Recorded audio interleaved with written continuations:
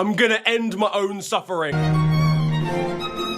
How tumultuously traumatic. Sack this man right now. I cannot express to you how differently I need to see this brother's P45 on my desk. Not even his. I just need to see that document printed, faxed, written down in a scroll, on a cave, whatever the medium is. I have to have this man out of my football club. Once again, I have to make it known.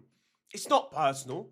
I don't dislike the guy. He won us the league last season. But this sport is fickle. It's unforgiving. And I'm never gonna forgive Liverpool Football Club if I have to watch another season of this dross. Rearrange slot and you get the word that he is at this football club right now. Because we've been battered, we've been smoked by Aston Villa. Don't get it twisted. The result looks more respectable than it actually was. We had a couple chances. Rio and Gamoa hit the post and, you know, then Gakpo missed the open goal after, shockingly. Though it was a difficult chance. But as soon as they went 2-1 up in this game, there was only one team involved. And Aston Villa aren't dickheads. They've just qualified for the Champions League with this result for next season. They're in the Europa League final and they're the favourites against Freiburg, you would say as well. But I've been saying this all year. We don't have the facilities to do anything against a team that has like more than 480 rated players on FIFA. We can't do it. We fall apart. Our away record against sides in the top 9 is embarrassing. It's pathetic. 0 wins against sides in the top 9 of the table this season away from home. 7 losses and 1. We've got 1 point. That's the long and short of it. A -10 goal difference. We're the whipping boys. With Panathinaikos in the Champions League group stages. With Shakhtar Donetsk. With Sheriff Tiraspol in a distinct. As soon as we're outside of the confines of Liverpool City and the Liverpool City Council, I'm about to report us to the council, bro. I'm about to talk to my nearest MP who has no interest in the goings-on of the Liverpool area. I'm about to contact Brighton and Hove City Council to complain about my football club. We're about to go below Brighton and Hove City Council at this rate. Not even the football club, the actual council in the table. I think it says a lot about the character of the squad and potentially the manager when we are that bad away from home, generally speaking, when we don't have the luxury of having the incredible support of Liverpool fans at Anfield, and when we're up against a side that we need to grind out a result against, or we need to be on top form to play a side that's actually good. It's all well and good beating Burnley in a season. You know what? Actually, I'm chatting shit. We've got a terrible record against the promoted teams as well. It's all well and good beating West Ham, but when it really comes down to it, guys, we've got nothing. We've actually got nothing. I need the glasses. Hold on. Now, Rin's back on the scene. I'll drive Arne Slot to Rotterdam. He's going back to Feyenoord. I'll drive him there myself. And I don't even have a driver's license. Slot's head is getting yammed. If they ever let me in the Anfield dressing room, I'll tell you that right now. No hair will ever grow on his head again. This man said in press conference after, we played against Aston Villa and we were away against Aston Villa and we scored 2 goals away against Aston Villa. And that's a good thing. You know what's worse though? Conceding 4. That's probably the issue when we really break it down. And on the theme of conceding, we have conceded 53 goals this season. It's the most we've ever conceded in a 38-game Premier League season. Roy Hodgson's 11 set of criminals, his non-rare silver squad of 2011, didn't even concede this amount of goals. Wayne Rooney, I'm sure, is delighted seeing that Virgil van Dijk might actually be washed after their confrontations earlier on in the season. These are insane numbers. We are conceding an insane amount of goals, and I'll come on to the reasons why defensively in a second. But this is, I mean, it was the same again against Villa, right? Fuck it, let's get into the Villa game. Let's get into the nitty-gritty. It's the worst we've defended since last week. Some of the goals that we concede in this team make no sense. They actually make me want to, spoon my eyeball out with a fork. So that there's already juxtaposition there. But I'm getting fed up of it now. A couple of the goals, in fairness, that Villa scored were beautiful. Morgan Rogers' finish was amazing, although I feel like Maldashvili didn't really get anywhere near it. Say it wasn't firmly in the corner, but either way, it's an amazing finish, right? And John McGinn's final goal is beautiful. John McGinn's a great footballer. Doesn't get the credit he deserves at all. A lot of Aston Villa squad. I don't think Yuri Tielemans gets the credit that he deserves as well, but John McGinn especially. So a couple of the goals I feel like were not necessarily unavoidable. There were still issues like, you know, setting up from a set piece for the Rodgers goal and whatever, but there was such good quality that I'm not like angry that they went in. The second goal is unfortunate. Dominic Szoboszlai, he's wearing the number 8 and he's decided to take that a bit too literally with the Steven Gerrard slip, and that joke is one that actually physically pains me to say. The third goal. The third goal. Federico Chiesa. I need you to lock in, broski, and I need you to learn the offside rule. You've kept everyone onside here with this one. I feel for Mamardashvili in this situation. He's made 2 really good saves. The second one's insane, and there's like nobody within a 25-meter radius of him apart from Chiesa, who's not a defender. He doesn't have a defensive bone in his body. He doesn't know what's even going on. He hasn't even got to this part of his defensive education yet in like the textbooks and stuff.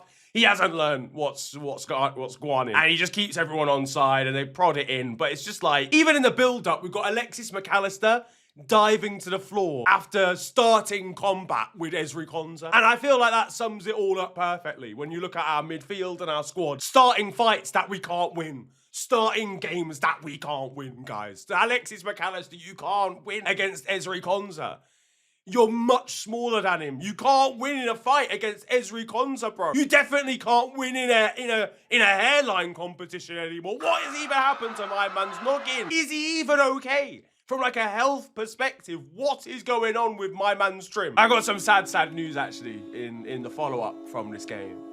Then Alexis McAllister, whilst trying to unwind, he went to a music festival, unfortunately was thrown around in the crowd and ended up landing on a poor innocent woman. I don't have to do this to myself anymore. I'm not doing this.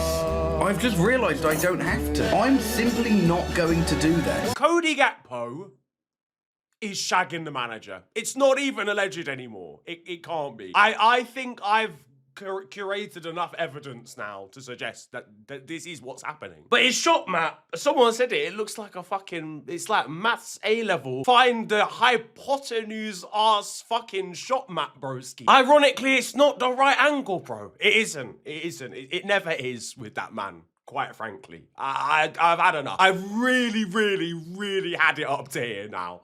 It was funny before. There was an element of it where I was like, you know what? Maniacally, this is hilarious. That I have to keep dealing with this week in, week out. It's not funny no more. I can't deal with this shit anymore, fam. His highlights on a weekly basis are abysmal. We spent £450 million on players. A lot of that has been attackers. And our 4th highest goal scorer this season is Virgil van Dijk, ladies and gentlemen.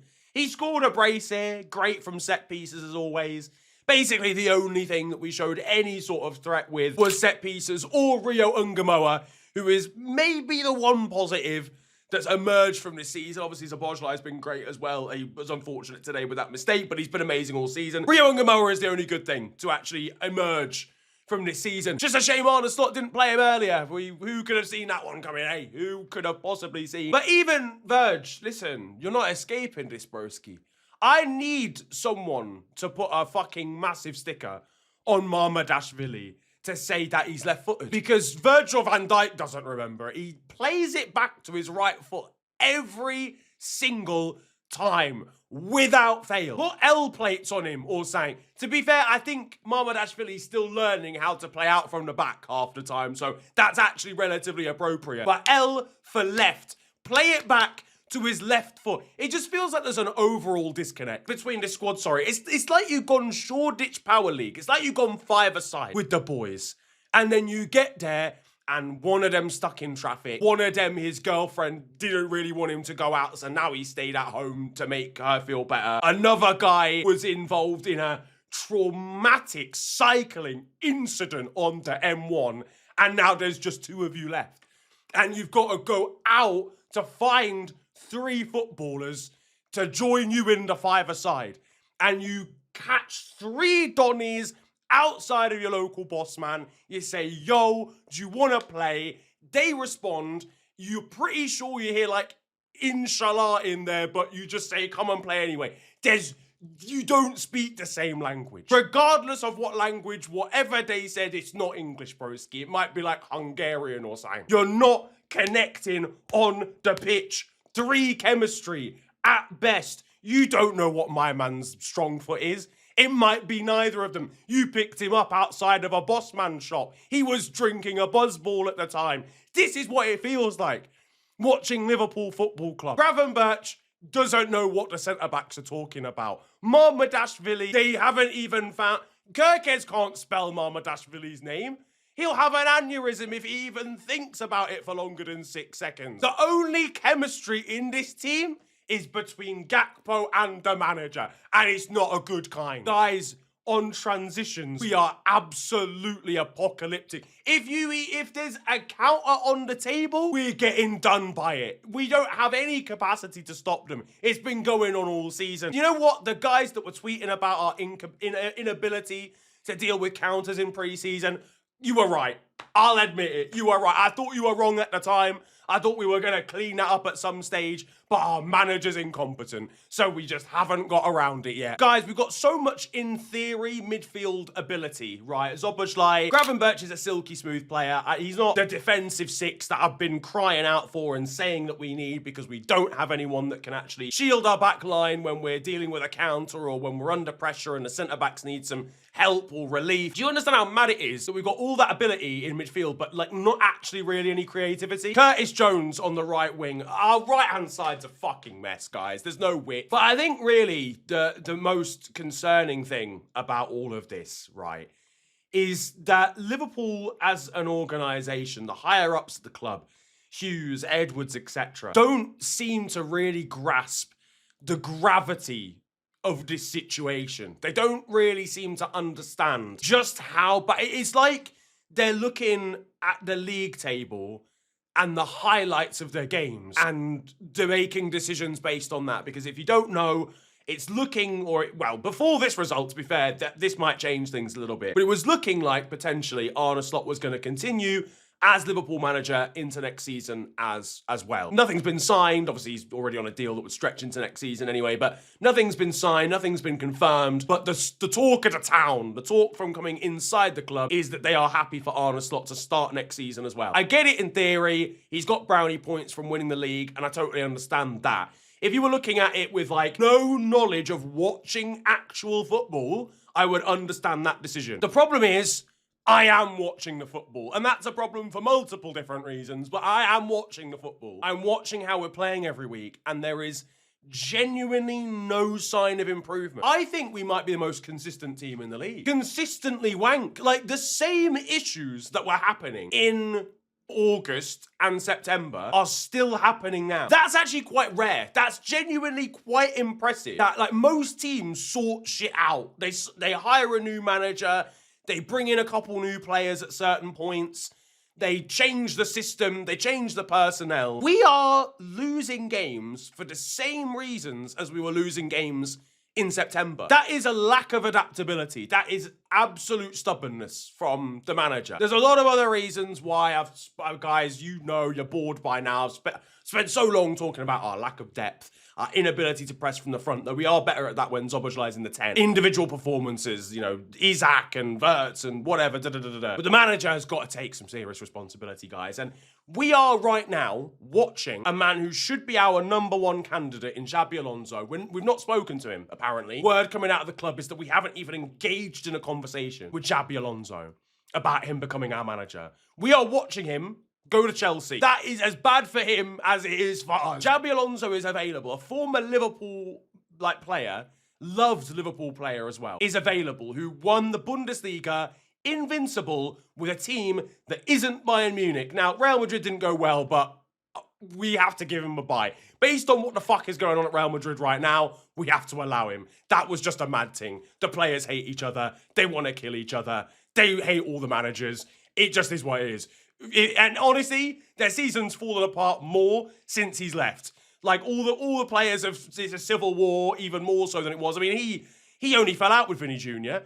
Kylian Mbappe actually liked the geezer. They weren't that far off in the La Liga title race. They hadn't gone out of the Copa del Rey by that point, so it's not like the season had already capitulated and, you know, results-wise, it was a catastrophe on the pitch for Xabi Alonso. It wasn't. He was doing an all-right job. He just wanted to get out of there because he hated the fucking players. And I agree. Like, that's a seemingly very valid reason to get out of that football club. I just don't understand the logic of not even speaking to the guy. It's not working. Arne Slot's not working anymore. We have been unlucky with injuries, and I think when certain players come back, we're going to be a lot better. I can't wait for Conor Bradley to be back. I know that sounds like a bit of a rogue one, but to actually have a right back would be nice. In theory, maybe there's not a crazy amount that you need to do. I just don't trust Arne Slot to do it. Now, that's the problem. I don't trust Arne Slot to be the man to do this shit. We are fucking wank, guys. Jesus Christ. What do you make of it, man? I'm sure you guys are loving this, the weekly Liverpool crash outs. If you are, then slap a like on the video. Subscribe if you're new.